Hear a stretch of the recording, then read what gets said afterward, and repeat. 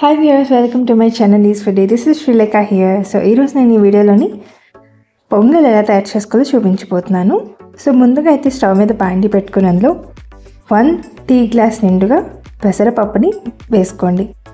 అదొకసారి వేగిన తర్వాత అందులోనే 1 గ్లాస్ నిండుగా రైస్ని యాడ్ చేసుకోండి. ఈ రెండు ఒకసారి వేగిన తర్వాత ఒక గిన్నెలోకి ట్రాన్స్ఫర్ చేసుకొని వాష్ చేసుకొని పక్కన పెట్టుకోండి. ఇప్పుడు స్టవ్ మీద ప్రెషర్ కుక్కర్ పెట్టుకొని అందులో నెయ్యి నూనె యాడ్ చేసుకోండి. సో నెయ్యి మనకి తక్కువ పడుతుందండి, 2.5 టీ స్పూన్ వేసుకున్నాను నేను.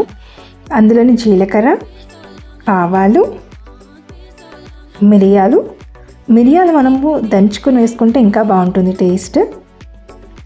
కాషు, అలాగే ఒక పచ్చిమిరపకాయ. సో పచ్చిమిరపకాయని ఇలాగ స్లిప్ చేసుకొని వేసుకున్నాను. ఒకసారి తాలింపుని వేగనివ్వండి. తాలింపు వేగిన తర్వాత అందులోనే కరివేపాకుని యాడ్ చేసుకోవాలి.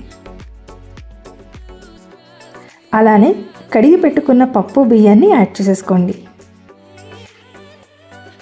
ఇప్పుడు ఒకసారి బాగా మిక్స్ చేసుకొని 6 గ్లాసెస్ వాటర్ యాడ్ చేసుకోండి. సో మనము ఏదైతే మెజరింగ్ గ్లాస్ వాడేమో పప్పుకి బియ్యానికి అదే మెజరింగ్ గ్లాస్తో 6 గ్లాసెస్ వాటర్ యాడ్ చేసుకోవాలి. మీకు ఇంకా కొద్దిగా జారుగా ఉండాలి అనుకుంటే మీరు కొద్దిగా ఇంకో గ్లాస్ అయితే యాడ్ చేసుకోవచ్చు. టేస్ట్కి సరిపడినంత ఉప్పు యాడ్ చేసుకొని బాగా మిక్స్ చేసుకోండి.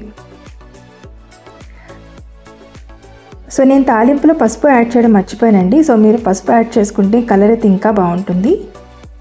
ఇప్పుడు ప్రెషర్ కుక్కర్ మూతని ఫిట్ చేసుకొని 4 to 5 విజిల్స్ వచ్చినంత వరకు కుక్ చేసుకోండి.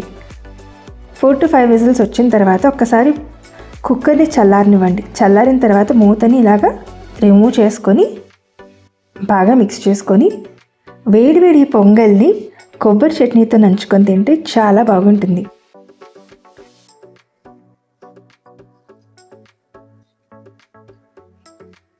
సో మీరు కూడా ఈ రెసిపీని మీ ఇంట్లో తప్పకుండా ట్రై చేసి మీకు ఎలా వచ్చిందో నాకు కామెంట్ సెక్షన్లో అయితే చెప్పండి. Thanks for watching. See in the next video. Bye. అలాగే ఎవరైనా నా ఛానల్ని ఫస్ట్ టైం చూసినట్లయితే తప్పకుండా లైక్ చేయండి, కామెంట్ చేయండి, సబ్స్క్రైబ్ కూడా చేసుకోండి. బాయ్.